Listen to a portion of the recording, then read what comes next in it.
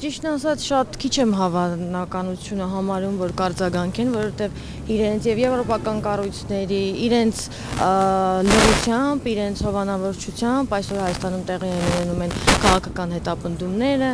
ընդդիմադիր գործիչներին լրացնում են ու իրանք անհնար է այդ ամեն ինչը չտեսնեն ու իմ նամակով միայն դա իրանց հասնի։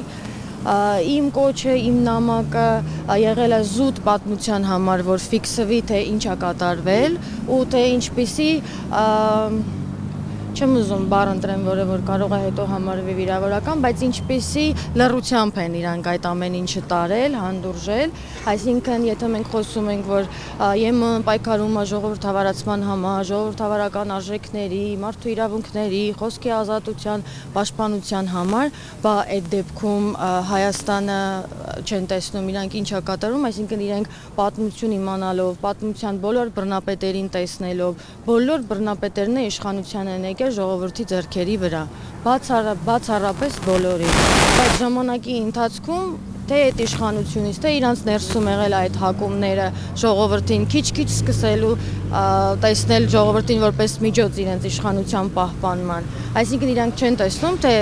Փաշինյանի իշխանությունը ինչպիսի տրանսֆորմացիա է արդեն բացահայտ ունենում ու հիմա ինչ լկտի ձևերով արդեն ոչինչից չեն վախենում, ոչ մի արժեք, ոչ մի սրբություն չունեն ու շարունակում են իրենց գործունեություն անելն, ոնց որ հենց այդպես է պիտի լիներ, ով է ասել, որ իրանք բռնապետ են, ով է ասել, որ իրանք մարդու իրավունքներ են ոտնահարում, ՆԳՆ նախարարներ, չէ, թե ով էր Սրփուի Գալյաններ կարծեմ, Արդարադատության նախարարներ ասել, որ Հայաստանում քաղբանտարկյալներ չկան։ Իրանք բոլորն ասում են, որ չկան, այսինքն եթե դու եթերում YouTube-ը ողողված է հայերեն,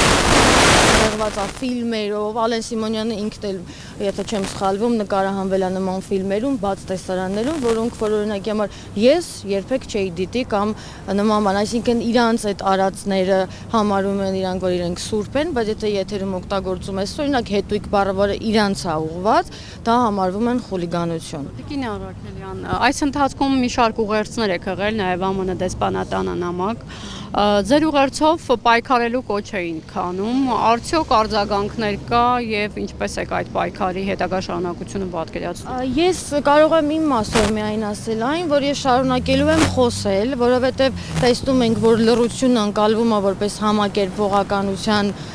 ցուցիչ Եվ ես նաև կոչ արեցի մնացած հետապնդվողների ընտանիքներին, որ իրենք էլ խոսեն, որ իրենց սիրելիների մասին մարդիկ իմանան ու իմանան, թե ինչ ծիծաղելի քրեական գործերով են այդ մարդիկ լռեցվում, այդ մարդիկ հայտնվում բանտերում։ Եթե տնային կալանք, չգիտեմ, կամ բանտային կալանքը դա նախաքննությանը չխանգարելու համար արված քայլ, այդ դեպքում ինչի են օրինակի համար մարդասպանության հոդվածով անցնողներին վարչական վերահսկողություն կամ տնային կալանքներ տալիս։ Այսինքն սա ընտրողաբար մոտեցում է այս ամեն ինչին, որը որ պատժիչ գործիք է դարձել այս իշխանությունների ձեռքին։ Ընդհանրապես իրանք պատժում են եթերում իրենց հասցեին ասված ոչ ցանկալի եւ ոչ հաճելի տեքստերի համար, ուրիշ ոչ մի բան։ Նախորդ անգամ ձեր ակցիան ԱՄՆ դեսպանատան մոտ եք իրականացնում, դեսպանատանից որևէ աջակցություն, որևէ քայլեր նկատեցիք։ Չէ, ես չեմ ակնկալում, որ իրենք պետք է արձագանքեն, որովհետև անհելի եմ կրկնում, որ անհնար է, որ այսքան ժամանակ լինելով Հայաստանի Հանրապետությունում, այսքան մարդկանց լսելով, տեսնելով, իրանք ասեին, թե անհնար է, մենք չենք իմացել եւ չգիտենք։ Այս ամեն ինչը պատմության համար է արվում, որ հետո չասեն մենք չենք իմացել, բա մեզ մի բերան ասեիք։